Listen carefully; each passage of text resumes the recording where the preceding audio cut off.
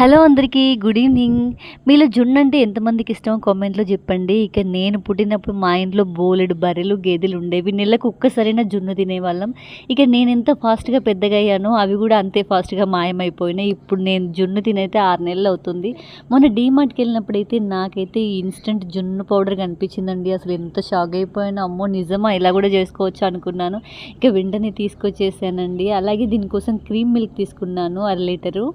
ఇక అర లీటర్ పాలల్లో యాలకుల పొడి, అలాగే ఒక 100 గ్రామ్స్ చక్కెర ఏసుకున్నానండి. చక్కెర అంటే ఇష్టం లేని వాళ్ళు బెల్లం గూడా ఏసుకోవచ్చంట. తర్వాత పౌడర్ ఏసేసుకొని మంచిగా ఉండలు లేకుండా కలిపేసుకొని సేమ్ ఇడ్లీ ఎలా పెట్టేసుకుంటామో అలాగే పెట్టేసుకోవాలండి. 30 మినిట్స్ పడతదని చెప్పారు గానీ నాకైతే ఒక 1 అవర్ అలా పట్టేసింది. అయినా గూడా కొంచెం వాటర్ వాటర్ లాగే వచ్చింది.